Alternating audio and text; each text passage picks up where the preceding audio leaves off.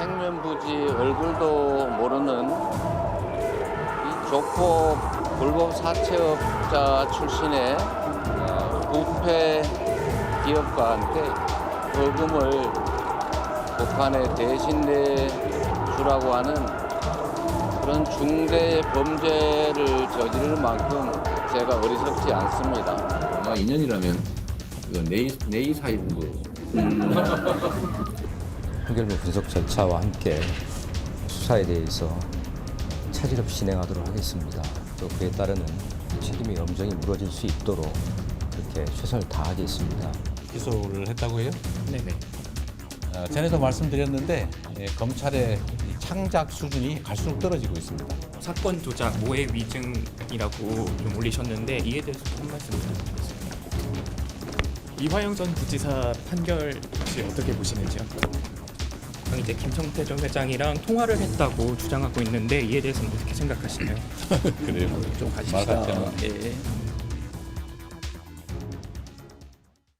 자, 오늘 검찰이 이재명 대표에 대해서 추가 기소를 했습니다.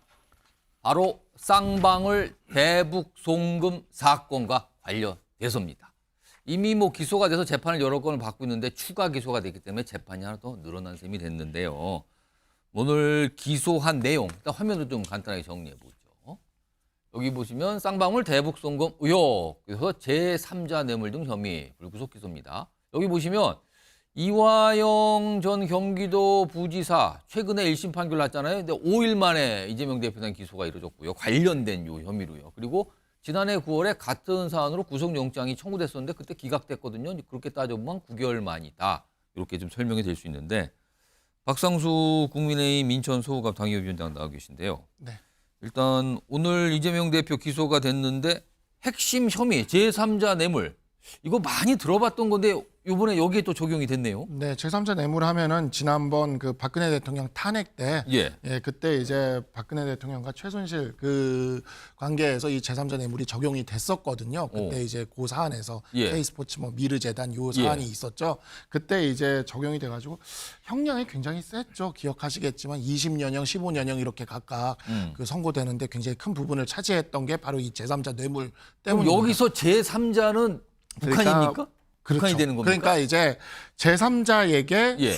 이렇게 보통 이제 뇌물죄는 이제 증례자와 수뢰자가 대항범 관계예요. 서로 그렇죠. 맞받아 이렇게 가는. 보통 근데 뇌물이면 주는 사람 받는 사람 받는 이건데. 사람이, 네, 1대1 예. 관계로 이렇게 서로 이렇게 되는 거죠. 근데 그게 아니라 이제 증례자가 있고 수뢰자가 제3자. 다른 누군가가 다른 있다. 누군가가 받는 거죠. 네. 그러니까 이제 대가 관계와 그다음에 이제 그에 대한 그 부탁을 하는 관계가 분리되어 있는 거죠.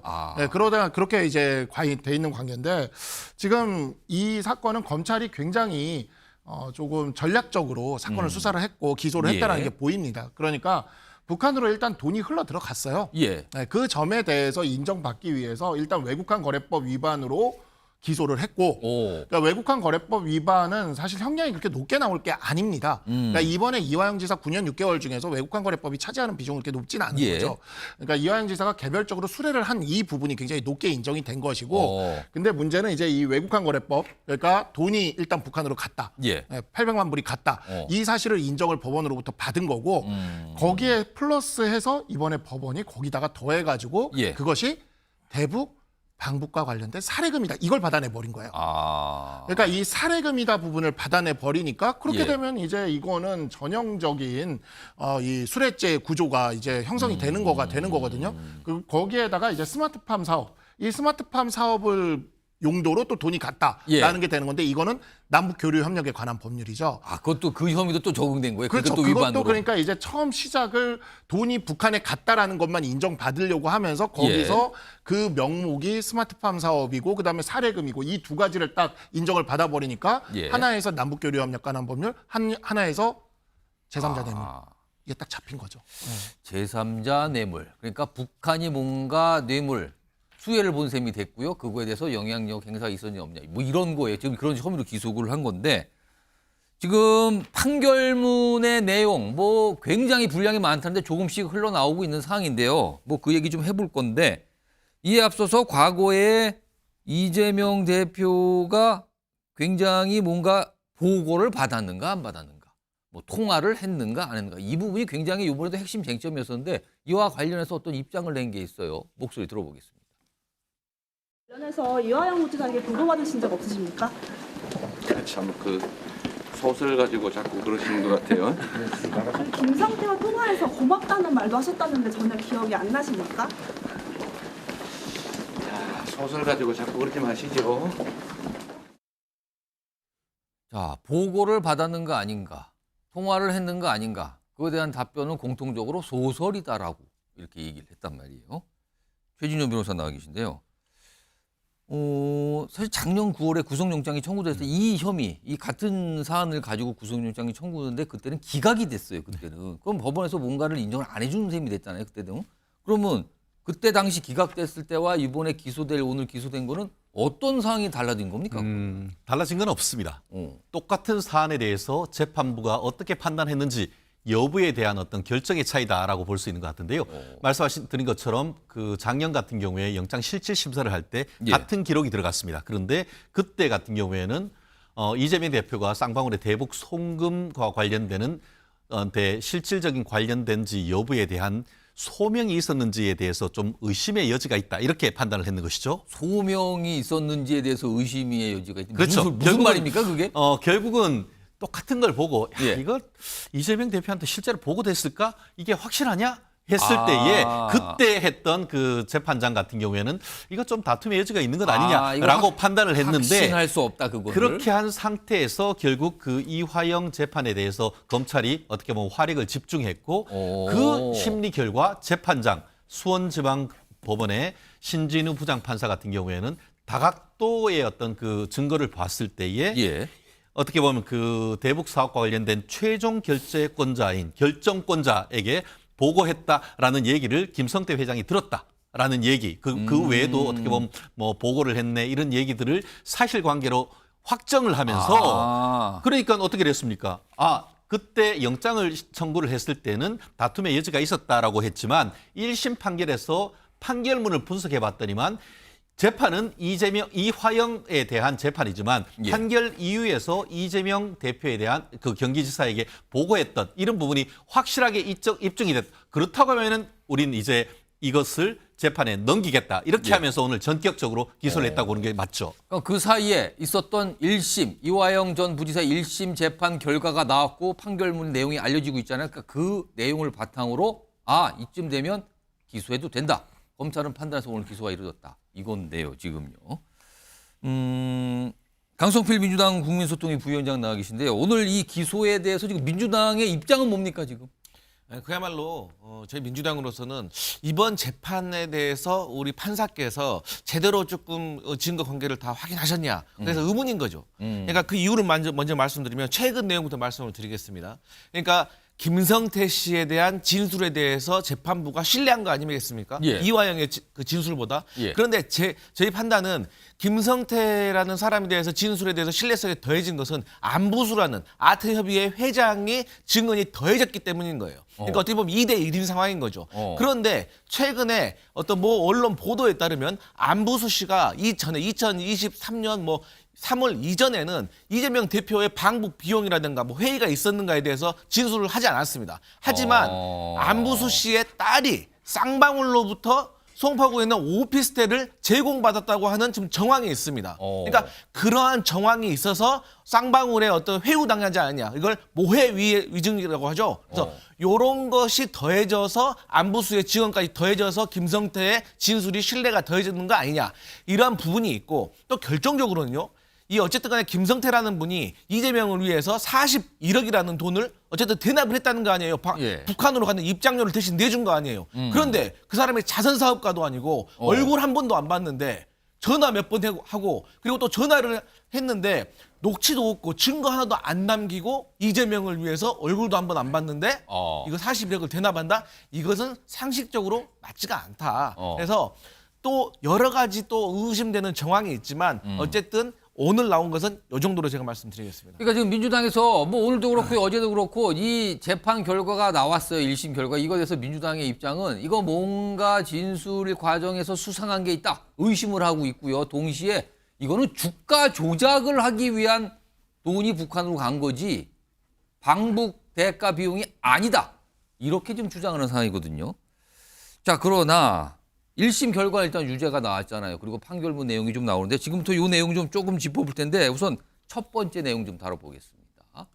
지금 보도를 통해서 판결문 내용이 조금씩 많이 언급이 되고 있는데 일단 이래요. 1심 판결문 중에 300쪽이 넘는다고 그러죠. 근데 여기에 이재명 대표의 이름이 100번 넘게 언급되고 있다. 100번 넘게 언급되고 있다는 거예요. 일단 요 내용 전에 이 김성태 전 회장 관련된 내용부터 좀 불러오겠습니다. 그 내용을 좀 보겠습니다. 여기 보면 일단 1심 판결문상에 이렇게 돼 있대요. 김성태 진술 신빙성이 있다라고 인정을 했다는데 그 내용을 일단 보고 이재명 대표에게 보고를 했는가? 그러니까 이런 대북 송금 관련된 이런 내용에서 보고를 했는가? 그리고 통화를 뭐 2차례 했다는 얘기했는데 이거를 재판부가 신빙성이 있다고 봤다는 건데 이거 일단 최인정 변호사. 네.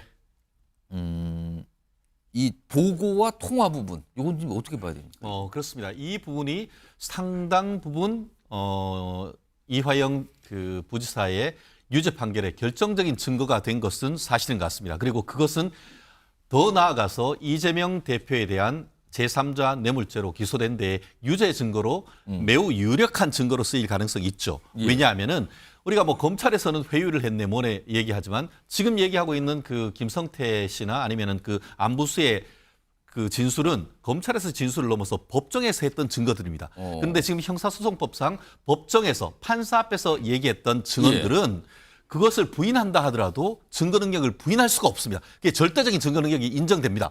그렇다는 점에서 이재명 대표에 대한 재판은 생각보다 빨리 진행될 여지가 있는데요.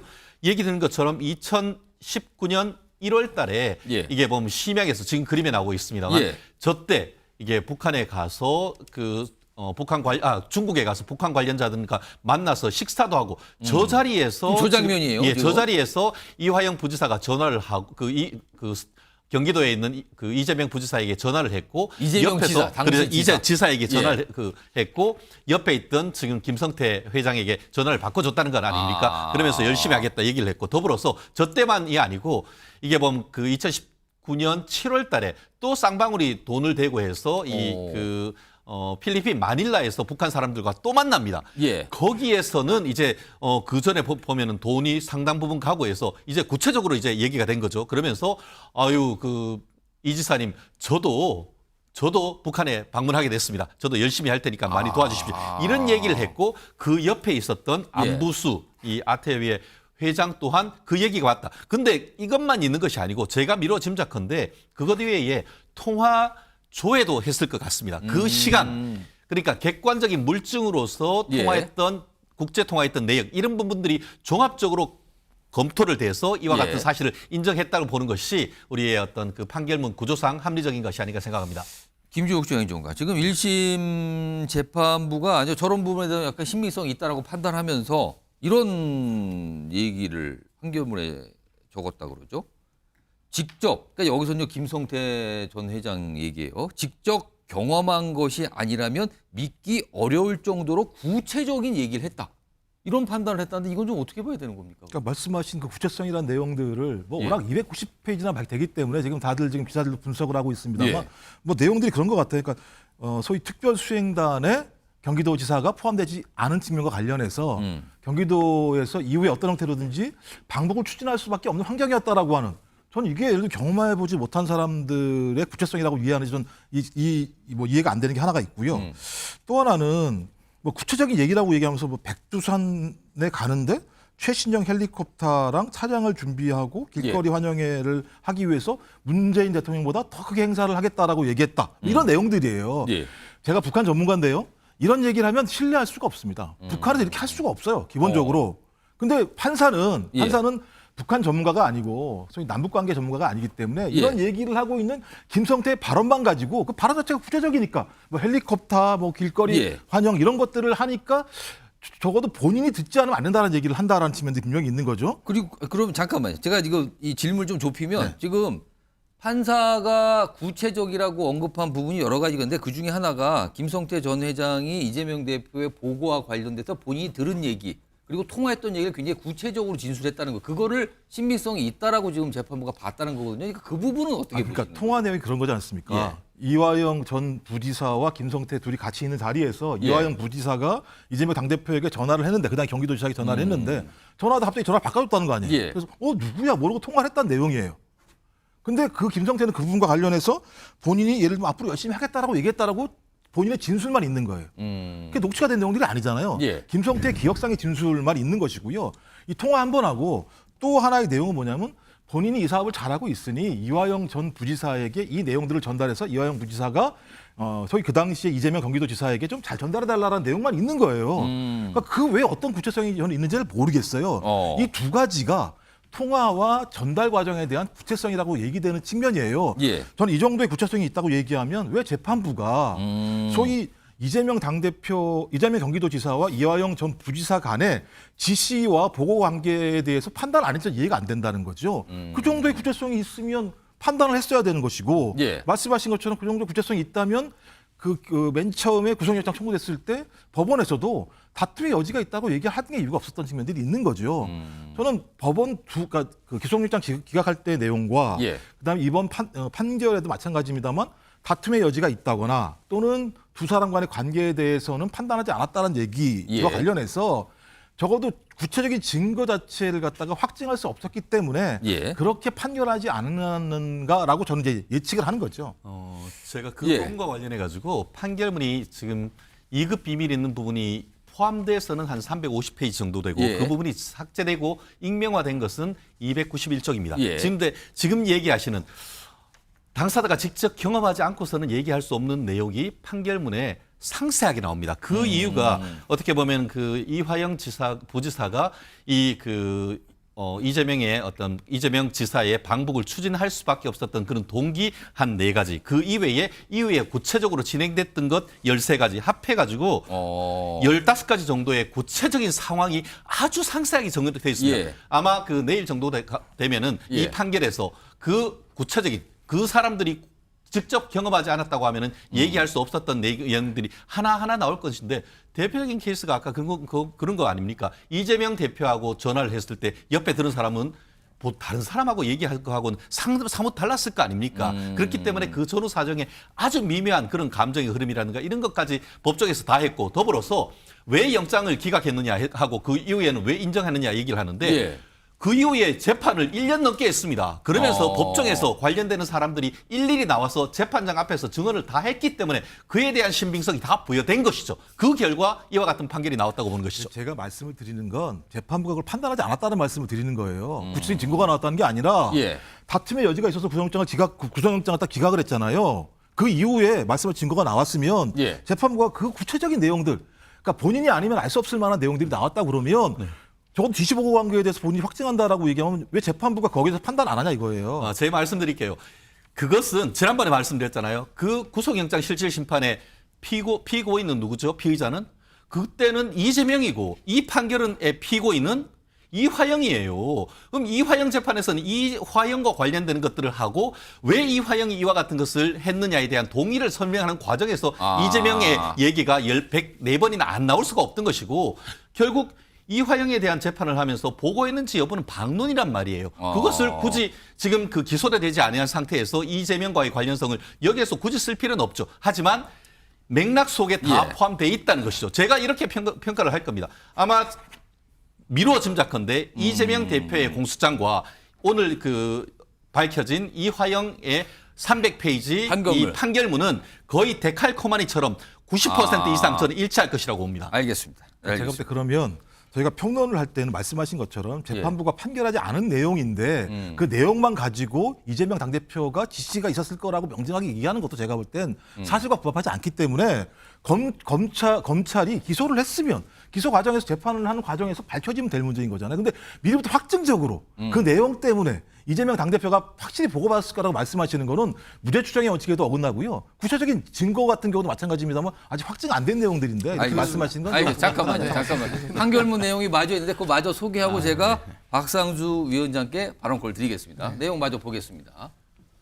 자, 보시면요. 이 판결문에 많은 내용이 있는데 여기 보면 100번 넘게 언급됐고 그리고 경기도의 공문이 북한으로 4차례 발송되는 그 과정이 있었다. 이런 것까지 담겨 있어요. 지금 여러 가지 뭐가 있을 때 올라갔다. 이런 것도 약간의 어떤 신빙성을 인정한 근거가 됐다는 거예요. 그리고 2018년 남북 정상회담 특별수행단의 당시 이재명 지사는 제외가 됐거든요.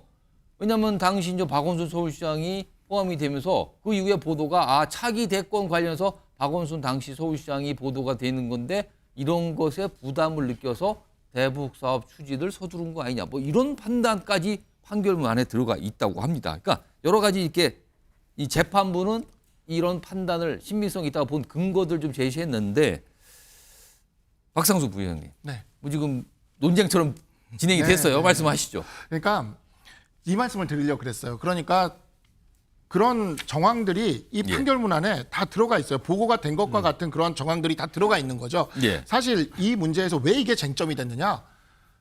이화영 부지사 쪽의 그 변호인들이 뭘 주장을 했냐면 이화영 부지사 쪽의 변호인들이 이것은 주가 조작을 위한 돈이었다. 예. 이걸 주장을 한 거예요. 그러니까 그 부분에 대해서 법원은 판단을 안 할 수가 없는 겁니다. 그러니까 증거가 다 채택됐어요. 계속 지금 민주당 쪽에서 증거가 채택이 안 됐다고 그러는데 증거가 다 채택됐다니까. 심지어 그 국정원 블랙 요원은 증인으로 와가지고 증인 신문도 했어요. 다 했어요. 그 국정원 문건도 다 채택됐어요. 자, 그러면 이제 실체적 사실관계를 이제 법원은 확정지을 수밖에 없습니다. 이 돈의 성격이 무엇이냐 이걸 확정지을 수밖에 없는데 과연 주가 조작을 위한 것이냐 아니냐. 근데 판결문에 뭐가 들어가 있냐면 쌍방울의 주가가 급등한 시점과 예. 이 사건이 이렇게 진행된 시점이 다르다라는 걸 적시하고 있습니다. 그러니까 그 부분에 있어서 다 고려를 한 거예요. 그러니까 민주당에서 그걸 고려를 계속 안 했다 그러는데 법원이 바보입니까? 그걸 고려합니다. 다 나왔는데 현출됐는데 그걸 어떻게 판단을 안 합니까? 오히려 그런 거를 현출시키지 않았으면 그 부분까지는 안 갔을 수도 있어요. 근데 예. 그걸 강하게 주장하고 있으니까 그 부분에 대해서도 명확히 짚을 수밖에 없는 거죠. 자, 그 과정에서 뭐가 나왔냐? 바로 북측에 4차례나 공문을 보내서 이재명 당시 지사의 방북을 요청하는 이 공문이 4차례나 올라갔단 말이에요, 북측에. 예. 그러면 방북에 대한 것이 과연 추진되지 않았느냐, 방북에 대한 것이 추진된 것에 대해서 이재명 지사가 몰랐느냐, 4차례나 공문이 올라갔는데 어떻게 몰랄 수가 있느냐, 이게 나온 겁니다. 그리고 또 하나, 박원순 당시 시장이 예. 당시 여당 쪽에서 그 차기 대권의 주자라고 이렇게 볼 수 있었다라고 이야기하는 그럼 보도가 이제 나오기 시작했어요. 그죠? 그게 이제 나온 거죠. 그러니까 예. 그게 뭐냐? 동기가 나온 거예요. 동기가. 그러면 이게 도대체 대북 사례금으로 볼 수 있는 동기가 무엇일까라고 했을 때 박원순 시장과 이재명 지사는 이 대권 경쟁 관계였고 그러한 관계에서 이재명 지사가 서둘러 추진할 수밖에 없는 그러한 동기가 있었다는 게 예. 나온 겁니다. 그러니까 이러한 점들이 정황적으로 이런 것들이 적시가 되었고 그러한 점들이 이 판결문에 나온 거예요. 왜 나왔을까요? 바로 주가 조작이라고 주장했으니까 나온 거예요. 알겠습니다. 지금 강성필 부위원장께 지금 손을 들여서 반박할 기회를 드리겠습니다. 말씀하시죠. 지금까지 말씀하셨던 것들이 상당히 그럴듯하거든요. 근데 결론적으로 얘기하잖아요. 그럼 결국엔 카더라예요. 그러니까 구체적인 증거로 입증이 돼야 되잖아요. 예. 그러니까 결국에는 다 지우고 나면 남는 게 결국은 이화영 부지사가 이재명 당시 도지사한테 보고했냐 안 했느냐예요. 예. 아니 동기라든지 뭐 박원순이 뭐 대선 후보고 뭐 대선 예. 북한을 못 따라가서 여러 가지 상황은 그럴듯해 보이지만 결론은 그게 핵심 키 아니겠습니까? 예. 또 그렇게 따진다고 하면 김성태라는 사람이 41억이나 이재명을 위해서 대납을 했는데 본인이 전화도 못합니까? 그래가지고 이화영한테 대신 전화 좀 해달라고 하고 그걸 통해가지고 근데 이화영이 전원을 해줬다라고 하는데 그 이화영이 지금 이재명한테 보고를 안 했다라고 하고 있잖아요. 그리고 김성태의 진술에 신뢰성을 더해주고 있는 그 안부수라는 그분이 지금 아까 지금도 말씀드렸지만 그분의 진술이 변화했잖아요. 그 이유가 뭐냐? 정황이지만 이것도 쌍방울이 그 안부수 씨의 딸에게 주거지를 제공했다는 거 아니에요. 그래서 진술이 바뀌어서 이재명에게는 불리하고 김성태에게 더 유리한 진술로 돌아갔다. 그러니까 결론은 이재명 대표에게 이화영 부지사가 보고했느냐라는 증거가 결정적이다. 나머지는 다 입증하기 어렵다. 알겠습니다. 김종욱 전 의원님께 뭐 추가로 말씀하실 게 있다고 또 계속 그러니까 지금 요청을 하셨어요. 이제 말씀하세요. 국정원 문건을 말씀하셔서 그런 건데 그런 거잖아요. 2018년 4월 달에 주가 조작의 흐름이 만들어졌기 때문에 쌍방울 2018년 12월부터 대북 사업을 시작했다. 판결문에 나온 내용들이에요. 근데 MOU가 언제 체결되는지 아세요? 2019년 1월 19일 날 MOU가 체결이 됩니다. 어떻게 12월 달에 대북 사업을 시작해가지고 1월 19일 날 MOU를 체결할 수가 있어요. 그 이전 사업을 준비해 왔던 거예요. 그건 어떻게 확인할 수 있느냐? 쌍방으로 해서 대북 전문가들을 채용을 합니다. 왜? 이 사업을 진행할 거니까. 예. 그 사람들 언제 채용했는지 확인하면 다 되는데 해결되는 문제인데 재판부가 이런 내용만 가지고 판단할까? 또 그리고 많은 글들에 보면 예. 실제적으로 나노스와 관련해서 주가 조작은 2019년 1월부터 시작됐다는 얘기가 또 나와요. 그러니까 이건 재판부에 있는 판사가 본인이 이렇게 판단할 뿐인 거지만 다른 예. 정황 증거도 꽤 있다는 말씀을 드리는 꼭 거예요. 한마디 여지가 있다는 말씀을 드리는 제가 거예요. 아까 그렇게 예, 했어요. 최진영 변호사 말씀하세요. 2019년 1월 달에 만나가지고 술 마시고 뭐 전화하고 다 했어요. 그러고 나서 2019년 5월 달에 예. 실제 쌍방울 하고 북한하고 자원 개발에 대한 협약을 체결을 해요. 그런데 문제는 판결문에 나옵니다. 그렇게 중요한 결정인데도 주가 조작을 한다고 하면 그거 대서특필해야죠. 언론 보도를 안 했어요. 그 이유도 그것도 지금 말씀하신 다 연장선상입니다만 쌍방울이 대북 사업과 관련해서 주가 부양을 하기 위한 목적이라고 보기 어렵다. 오히려 방북을 위해서 대납해주고 그에 따라서 추후에 어떻게 보면은 대권이 가고 했을 때에 예. 큰 이익을 하려고 했다는 그런 흐름이 판결문을 자, 읽어보면 자, 너무나 상세하고 잠깐만요. 합리적으로 나온 겁니다. 5월이 아니라 1월이라고 제가 말씀드리는 알겠습니다. 거고 재판부의 판결문을 제대로 읽어보면 5월 달이라고 돼 있습니다. 아니요. 판결문 내용이 아니고요. 실제적으로 국정원 문서에 이렇게 예. 나와 있다고요. 아니, 판결문을 읽어보세요. 아니, 국정원 문서에 나와 있다. 안부수 씨 잠깐만요. 1심 판결문에 보면 패널분 잠깐만요. 제가 그러면 정확하게 강성필 부위원장 30초 드리고요. 그다음에 박상주 위원장께 30초 드릴게요. 말씀하세요. 30초도 필요 없는데 안부수 씨 1심 재판에 보면은 쌍방울의 주가 상승을 위해서 대북과 관련된 일을 벌였다고 나와 있잖아요. 그건 어떻게 설명하실 거예요? 아, 그거요? 네. 얘기할 수 있어요. 김성태도 처음에는 해외를 도피했어요. 이 해외 도피가 관련해서 교사한테 다 내용이 있어요. 관련이 없다고. 그렇게 알겠습니다. 했다가 나중에 이화영과 이재명 측에서 딱 잡아떼니까 마치 제2의 유동기처럼 진술을 변경했던 겁니다. 알겠습니다. 그에 대한 예. 합리적인 이유가 다 설치되어 있는 겁니다. 예, 박상수 부위원장. 뭐 판사를 탄핵하느니 법 왜곡죄는 판사 선출이라는 이런 얘기를 하면서 법원을 거의 모독에 가까울 정도로 생각하다 보니까 이러한 생각들을 하시는 것 같은데 법원이요 이런 부분을 다 고려해서 판단을 한 겁니다. 만약에 이화영 부지사 쪽의 변호인이 지금 말씀하시는 그런 자료들을 충분히 증거로 제출하지 못했다 그럼 변호인이 제대로 못한 거죠. 항소심에서 제대로 제출하면서 다투셔야 되는 문제인 거고 1심 법원에서 그 부분을 다 고려해서 판결을 이렇게 낸 거고 그 판결에서 이와 같이 대북살해금이라는 성격이까지 나온 이상은 검찰이 이걸 기소 안 하면 이건 말이 안 되는 겁니다. 그러니까 검찰이 기소를 한 거예요. 그리고 이번 사건에서는 이화영 부지사가 이재명 지사한테 보고를 했는지 여부가 예. 이화영 부지사의 혐의를 입증하는데 중요한 부분이 아니니까 법원이 이 부분까지 판단을 안 한 거죠. 이번에 기소를 했으니 이 부분에 대한 판단이 나올 겁니다. 다만 이 보고를 했을 것 같은 그와 같은 정황들이 충분히 넘치도록 적시가 되어 있고 사실관계로 적어도 1심 법원에서는 예. 확정이 돼 있는 상황이죠. 항소심에까지 확정이 되면 이건 사실심으로 인정되는 겁니다. 그때 국정원 문건이 이러이러하다 가지고 와봐야 그건 그냥 많은 증거들 중에 하나인 거예요. 법원이 판단한 거죠. 그리고 그 법원의 판단에서 사실심에서 종결된 거에 대해서는 존중을 해야 되는 겁니다. 그거를 존경하지 않고 영장실질심사 때는 그때 왜 제시 못한 거예요? 영장실질심사는 진짜 말 그대로 도주의 우려와 증거인멸의 우려를 따지는 것이고 영장실질심사 때 보세요. 그때 이화영 부지사의 첫 번째 진술의 임의성을 인정을 했어요. 첫 번째 진술의 임의성을 인정한 그 연장선상이 이번 판결까지 나온 겁니다. 그러니까 국민의힘이 주장하는 게 되게 선택적이라는 거예요. 그러니까 그 영장실질심사에 대한 판사의 판단에 있어서 선택적으로 어떤 부분에 있어서는 이재명 대표에게 유죄에 가깝다라고 막 얘기를 하고 있고 어떤 부분에 있어서는 짧은 시간에 판단했다고 그렇게 얘기하시니까 그게 선택적이라는 오해를 그게 받는 겁니다. 판결의 본질입니다. 판결에는 불리한 거, 유리한 거 다 나옵니다. 그렇지만 그것을 종합적으로 봤을 때에 이러한 증거에 있을 때 이것이 믿을 수 있고 이거에 반증해서 반대되는 것은 믿기 어렵다고. 알겠습니다. 그게 판결의 논리인 거고 그거를 인정을 못한다고 하면 사법부의 판결은 알겠습니다. 우리나라는 정거리 되는 겁니다. 아니요, 인정을 못하는 게 아니고요. 1심 판결문이 나왔는데 우리가 항소를 하려면 1심 판결문에 뭐가 문제 있는지 제기를 해서 그 예. 내용을 가지고 항소하는 거잖아요. 항소의 내용들을 말씀을 드리는 것인데 1심 내용만 가지고 명백하게 무슨 유죄 저희가 있는 것처럼 말씀하시니까 그건 아직까지 최종적인 판결이 아니기 때문에 서로 논의해보자는 말씀을 드리는 거예요. 알겠습니다. 사실과 관계 자, 가지고. 지금 네 분 패널께서 마치 재판정에서 지금 뭘 하듯이 지금 뭔가 엄청난 설전을 벌였어요. 지금 뭐 주장은 그래요. 한쪽에서는 이거 방북 대가 돈 넘어간 거 맞지 않습니까? 이쪽에서는 아니 돈 넘어간 거 이건 주가 조작 때문에 근거예요. 이렇게 맞서고 있어요 지금. 그리고 그 과정에서 가장 중요한 거는 당시에 경기지사였던 이재명 대표가 이 상황에 대해서 알고 있었는가? 구체적으로는 보고를 받았는가 이겁니다. 아, 치열하게들 오늘 하시네요, 보니까. 자, 일단 1심 나왔어요. 기소됐어요. 자, 이제 그걸 전제로 하고요. 자, 그렇다면 이재명 대표 재판을 참 많이 받게 되는데요. 그동안도 여러 가지 재판에 출석을 해야 됐죠. 자, 그 관련된 영상 좀 보겠습니다.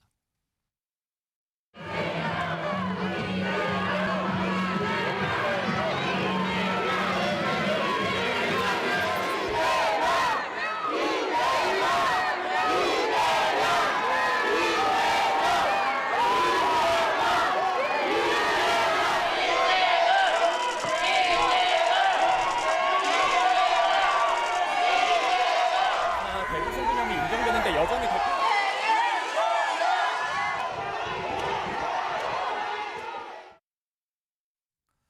자, 화면 좀 볼까요? 좀 정리 좀 해보겠습니다. 지금 재판이 뭐 병합도 되고 하면서 크게 이제 3가지 재판이 좀 뭐 매일은 아니지만 자주 열리고 있는데 일단 저렇게 돼 있습니다. 서울중앙지법에서는 선거법 위반, 이건 뭐 격주로, 그리고 대장동, 백현동, 성남FC 이거 같이 하고 있죠. 매주 그다음에 격주로 금. 위전교사도 또 있어요. 이건 월 한 번. 그럼 이건 서울중앙지법이니까 서초동으로 가는 거잖아요. 그럼 여의도에서 서초동 이건데 그나마 좀 거리상 가깝죠. 근데 이번에 오늘 기소가 되면서 이 대북 송금 사건은 수원지법에 가서 받아야 돼요. 서울서 수원이면 대략 여의도에서 보면 한 40km 이상 정도 되는데 이것까지 포함 4개 재판이 이제 작동이 돼서 굴러가는 건데 강성필 부위원장. 수원지법까지 가려면 여의도에서 아침에 국회 출근했다 가려면 꽤 돼요. 그렇다면 사실상 이거 4개니까 이거 당무 자체가 이거 차질을 빚는 걸 더 그동안도 차질이었다 그랬거든요. 더 차질을 빚게 되는 거예요, 그러면? 사실 이보다 더 혼란스러웠던 총선 국면에서도요. 예. 재판 받으면서 당대표로서 선거 잘 이끌었고 또 그 결과로서 승리한 거거든요. 그리고 이제 제가 대표 비서실에 있었기 때문에 제가 예. 당무에 대해서 좀 말씀드리면 어차피 당무라는 건요. 마지막 회의가 최고회의 9시에 엽니다. 9시 전에 8시 30분에 사전회의가 있고요. 그 8시 전에 전략단위 회의가 있기 때문에 예. 실제로 재판이 8시에 이루어지지는 않잖아요. 그렇죠. 그렇기 때문에 사실 당에서 이루어지는 행사에 참석하는 건 조금 어려운 면이 있지만 나름대로 당무에 있어서는 소화하는데 저는 무리가 없을 거라고 생각하고요. 사실 이재명 대표가 4개의 재판을 다니는 게 중요한 게 아니라 이것을 국민들이 어떻게 바라볼 것이냐. 야당 대표가 탄압받고 있구나라고 느낄 것인지 아니면 정말 나쁜 짓을 했구나라고 바라볼 것인지 저는 그게 궁금하고요. 저는 야당 지지자와 중도층까지도 이재명 대표의 손을 좀 들어줄 것 같다. 저는 그렇게 보고 있습니다. 최인영 변호사, 지금 사실 이재명 대표의 당대표 연임 얘기가 굉장히 짙게 사실상 일각에서는 뭐 이 정도면 뭐 방향 잡은 거 아니냐 나오는데 연임이 되고 나서 계속 재판을 받아야 되는 거잖아요. 그러면 이재명 총재급이라고 봐야죠. 어떻게 보면 뭐 김대중 총재를 넘어서는 그 정도의 어떤 민주당 내의 권력을 가지는 것이 아닌가 싶은데 저희도 수원에 광교까지 재판을 가려고 하면 생각보다 굉장히 멉니다. 차가 많이 막히기 때문에 아까 얘기하신 것처럼 뭐 9시에 그 당에서 뭘 회의를 한다고 하는데 통상 재판은 오전 10시에 재판이 10시. 시작됩니다. 그러면은 적어도 9시 전에는 여의도에서 출발을 해도 제가 봤을 땐 8시 반에 출발해도 10시 재판 법정에 닿기가 만만치가 않을 겁니다. 그런데 보통 이런 사건 같은 경우에는 뭐 재판부에서 따라 다르겠습니다만 집중 심리를 해야 될 필요성이 있다고 봅니다. 사건의 실체적 진실은 신속하게 해야 된다는 것이 헌법에 있는 것이고 이미 기존에 있던 사건이 너무 느려졌다라는 것에 대한 비판이 굉장히 크기 때문에 수원지방법원 같은 경우에는 예전과 달리 문재인 정부 때와 달리 제대로 어떤 재판이 진행될 가능성이 높다라고 보이고요. 만약에 그렇게 된다고 하면 마치 미국에서 트럼프가 어떻겠습니까? 일주일에 4일씩 재판했지 않습니까? 그러면서 6주 만에 그 재판을 끝내버렸습니다. 그런 것처럼 이번 사안 같은 경우에도 이미 이화영의 재판에서 나올 사람 다 나와가지고 법원에서 증언을 해버렸습니다. 그리고 그 증거를 그대로 재판부에 제출을 하면은 검찰에서 증거에 대한 증거 능력은 다 부인할 수가 있습니다. 부동의할 수가 있습니다. 그렇지만 법정에서 판사 앞에서 신준우 부장한테 판사 앞에서 선서했던 그 증거 자료들은 이재명 재판부에 그대로 어떻게 보면 유죄의 증거로 쓰일 수 있고 더불어서 저는 제일 궁금한 것이 실무적으로 이재명 그 제3자 뇌물죄의 담당 재판부가 누가 될지 굉장히 궁금한데요. 경우에 따라서는 이화영이 1심을 재판을 맡았던 신진우 부장판사한테 만약에 재판부가 배당이 될 가능성도 저는 있다고 봅니다. 아, 같은 판사한테. 그렇죠. 그러면 훨씬 더 재판이 빨라지는 것이죠. 아. 그렇기 때문에 향후에 예. 어떤 그 이재명 대표의 사법 리스크는 대장동 사건은 아마 앞으로도 하세월일 겁니다. 하지만 의외로 쌍방울 대북 송금 사건 같은 경우에는 생각보다 빠른 시간 내에 1심 판결 나올 가능성 전 예측해 봅니다. 일단 재판이 오늘 기일을 통해서 4개가 됐어요. 화면으로 보겠습니다. 지금 각각 아까도 잠깐 정리를 좀 해드렸는데 구체적으로 보면 이래요. 그러니까 대장동이에요. 여기에 보면 백현동, 그다음에 성남FC까지 같이 돼 있거든요. 근데 지금 굉장히 길어지고 있죠. 이거는 뭐 언제 될지 아직 몰라요. 그런데 공직선거법 관련된 거 사실은 누구를 몰랐다. 이것 때문에 지금 문제가 돼서 지금 재판을 받고 있고 위증교사 있어요. 과거에 검사 잡힌 사건 관련된 건데 이거는 많은 얘기가 비교적 단순하다. 사안이. 그래서 뭐 올해 1심 선고 가능한 거 아니냐. 그리고 이번에 추가된 게 이제 쌍방울 대북 송금 사건 이거잖아요. 근데 만약에 지금 4개 재판인데 이게 최소 뭐 금고 이상 뭐가 여기서 나오면은 적어도 5년 이상 피선거권 박탈 뭐 이런 일이 벌어질 수 있다 이렇게 나오는데 일단 박상수 위원장 저 4개 재판 마지막 건 이제 시작이 된 건데 이제 가장 빨리 나올 수 있는 재판은 뭐라고 보십니까? 뭐 누구나 법률가면 예측할 수 있겠지만 위증교사죠. 왜냐하면 위증교사는 지난해 그 영장실질심사 때 예. 유창원 부장이 그냥 이렇게 얘기를 했어요. 혐의 소명에 관하여 본다. 위증교사 혐의는 소명되는 것으로 보인다. 이렇게 그냥 딱 했거든요. 그러니까 이게 뭐냐면 그 민주당은 민주당에도 지금 법률가 출신 뭐 국회의원이나 예. 당협위원장들 많이 있어요. 예. 많이 있어요. 그 중에 좀 이렇게 귀담아 들어야 되는 분이 이제 이수진 전 의원, 판사하셨던 분. 이 이수진 전 의원이 지금 민주당 나가지 않았습니까? 그분은? 그러니까 그분이 탈당하셨죠. 방송에 나와서 그 얘기를 하셨어요. 나도 끝까지 무죄라고 믿고 싶었다. 근데 백현동 사건에서 그 판결이 나온 것을 보면서 예. 그건 다른 재판부도 똑같이 판단할 것이다. 왜냐 법원은 재판부가 이렇게 동일하게 판단할 것이기 때문에 예. 라는 이야기를 했어요.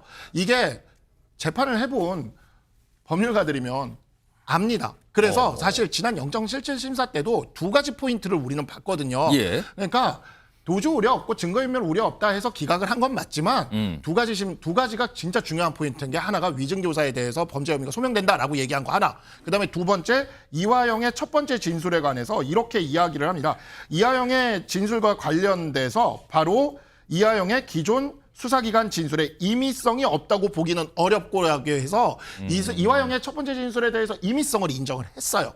이 2가지가 굉장히 중요한 포인트인데 이 포인트가 이번에 이화영의 진술의 경우에 있어서는 이번 재판부에서 사실상 예. 그 같은 판단을 한 겁니다. 법원이 같은 판단을 한 것이고 그렇기 때문에 영장실질심사에서 위증교사에 대해서 소명된다라고 얘기했던 이 판단 역시 같은 판단으로 이어질 것을 충분히 예측할 수 있다. 우리가. 그러니까 이수진 전 의원이 했던 그와 같은 이야기가 저는 되게 귀담아 들어야 된다고 생각을 합니다. 그리고 아마 민주당에 있는 법률가 출신 의원들, 당협위원장들, 그 정치인들은 알 거예요.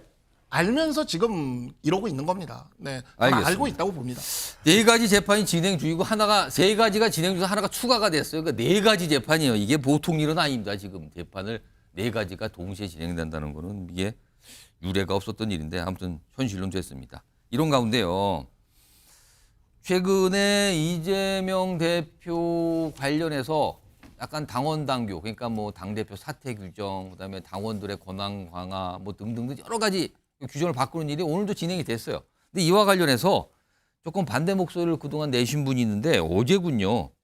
이분은 친명 핵심으로 꼽힌 분인데 어제 굉장히 좀 의미심장한 얘기를 해요. 뭔가 약간 민주당 주류하고는 다른 판단하신 건가요? 이분이 친명 핵심이라고 꼽혔던 분인데요. 일단 그 목소리부터 들어보겠습니다. 이재명 대표만을 위해서 민주당이 존재하는 건 아니거든요. 대선 후보가 누구일지는 2026년 9월에 가봐야 아는 거 아니에요? 그렇잖아요. 해 당시에 가서 선거관리위원회를 구성해서 대선 후보 공문을 받아봐야 되겠죠. 그렇죠. 김종욱 위원장인가? 그러니까 지금 민주당이 이재명을 위한 민주당이 아니다라고 얘기를 하면서 최근에 이거 당원 당규 뭐 바꾸는 문제가 있어서 본인은 반대라고 입장을 내면서 동시에 대선 후보는 2026년 9월에 가봐야 돼. 그때 이제 대선 후보 경선에서 뽑히는 그 시점을 얘기한 건데 민주당 내에서는 지금 사실상 이재명 대표가 차기 대선에 출마한다. 이게 기정사실화된 거 아닙니까? 그렇죠. 근데 왜 이런 얘기를 하십니까? 그러니까 이제 핵심적으로 이 내용은 그게 본질적인 내용들이 아니고요. 그러니까 원래대로라면 국민의힘에도 당 대표가 대선에 나올 때 예외 조항을 두게 돼 있습니다. 근데 민주당은 그렇게 두지 않고 있는 상황인데 예. 그 부분 두자라고 얘기한 내용들이에요. 근데 이 시점에 이 얘기를 하게 되면 국민들이 이 조항을 통해서 예외 조항을 통해서 당 대표가 대선 후보로 출마하는 과정에서의 유연성을 주자라고 이해하는 게 아니라. 예. 특정인에 대해서 예. 특정을 위한 법률 당원 당규 변경 아니냐라고는 오해를 받을 수 있으니 예. 그 이전부터 충분히 좀 논의를 하자. 예.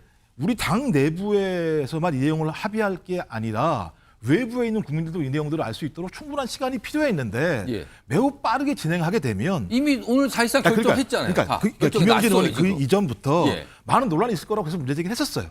거기에 대한 문제제기를 하면서 국민들도 이해할 수 있는 당원 당규 개정이어야 한다라고 하는 측면과 관련해서 왜 당 지도부 또는 당 일부에서 이런 내용들을 추진하는 사람들이 너무 속도를 내서 진행하고 있는가? 거기에는 국민들이 볼 때 다르게 이해할 수 있을 만한 여지들을 만들어주는 거 아니냐라고 예. 하는 문제 제기를 하고 있는 거고요.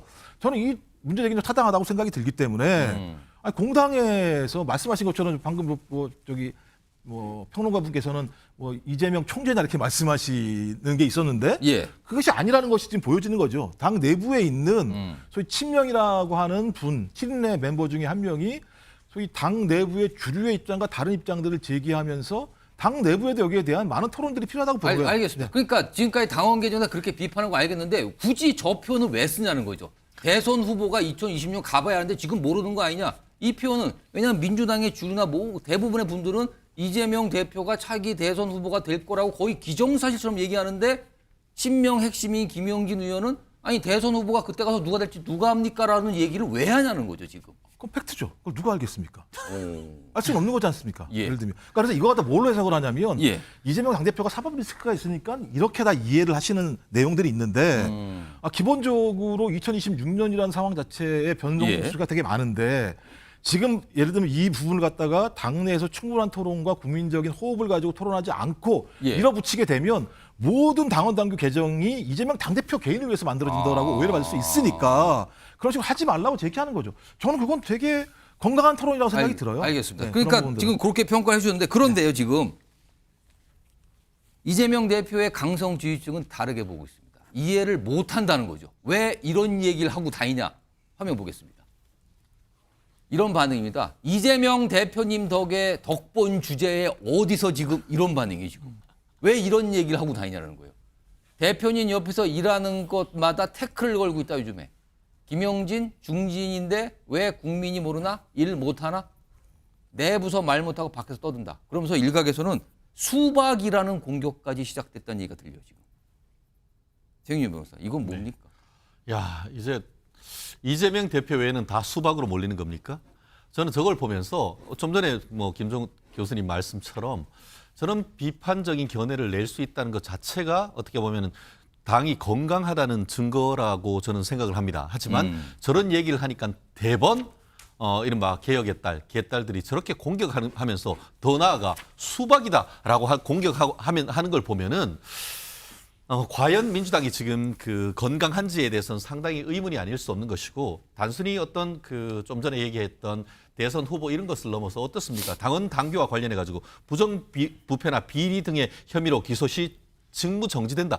이것도 지금 삭제하는 건 아닙니까? 네, 오늘 그리고 그런 얘기가 그러니까 사실상 분간당에 넘어갔어요. 그 결정이 그러니까요. 지금. 그렇기 때문에 그럼 누구가 있어요? 지금 당직 중에 당 대표로 나오거나 아니면은 3년 뒤에 대권 후보로 나올 분들 중에 부정부패, 비리 연루돼 가지고 재판되거나 기소되고 있는 사람이 누가 있냐고요, 지금. 딱 한 분, 그분밖에 없는 건 아닙니까? 그렇기 때문에 민주당의 이와 같은 입법이 이른바 이재명 총재 추대법이라는 비판이 있는 것이고 더불어서 이게 민주당의 이재명이 아니고 이재명의 민주당으로 되는 이런 어떤 퇴행적인 것이고 더불어서 사글에 요즘 뭐라고 돼 있습니까?